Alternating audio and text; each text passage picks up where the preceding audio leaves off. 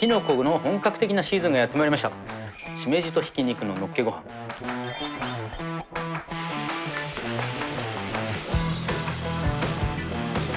調味料も家にある調味料ですぐできます。みりんとね、お酒とお醤油ってね、改めてすごいなと思うんですよ。いやー、この3つの調味料だけで作ったとは思えないような素朴なんですけど、とても奥深い味に仕上がってるんじゃないかと思いますね。ちょっと休みの日のブランチなどにぴったりのメニューだと思います。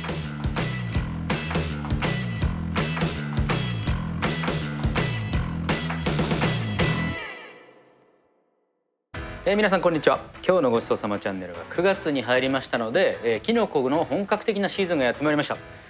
毎年きのこを使った簡単レシピをご紹介していると思うんですけど、今年もものすごい簡単なのっけご飯をご紹介したいと思います。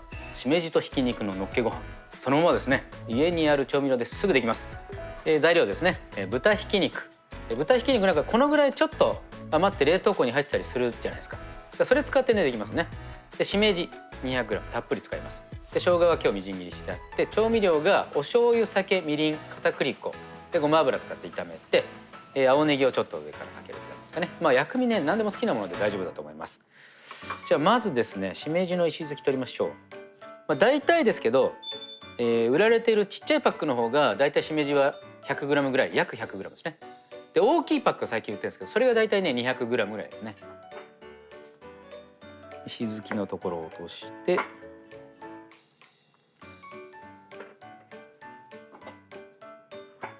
このまま置いておきますね。調味料合わせていきます。みりん、お酒、醤油、片栗粉と。片栗粉を溶かすようによく混ぜておきます。はい、もうこれで準備終わりですね。そしたら火入れをしていきます。ごま油引いたら、ここにみじん切りした生姜、火つけます。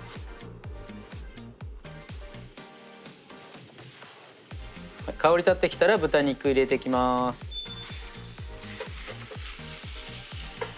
これあんまりねダマにしない方がいいですね。割としっかりほぐしちゃっていいと思います。で豚ひきがほぐれて、ほぼほぼ赤いところが見えなくなった。そしたらここにほぐしたしめじ、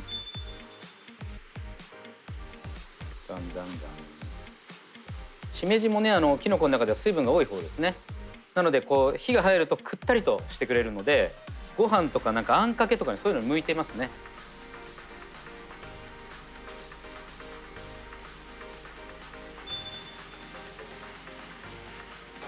しめじ入れたら混ぜ合わせて、こうひき肉の油をしめじに吸わせる感じですかね。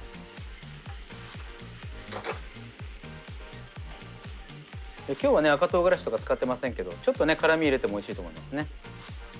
特に大人の方はね。だんだんほらしめじが汗かいてくったりしてきたの分かりますか？でしめじが完全にくったりしたら、ここで先ほど合わせた調味料、再度ねそこに片栗たまりやすいのでよく混ぜて、じゃあ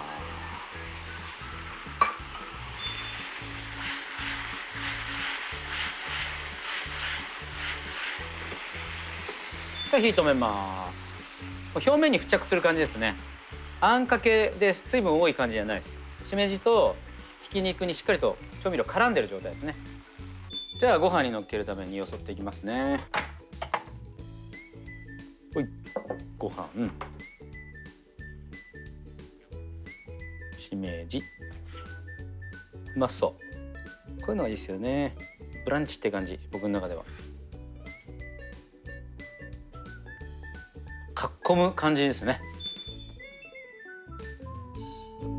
はい、完成です。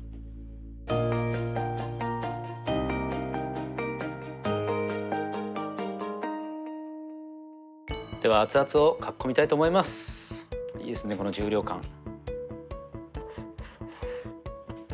うまい。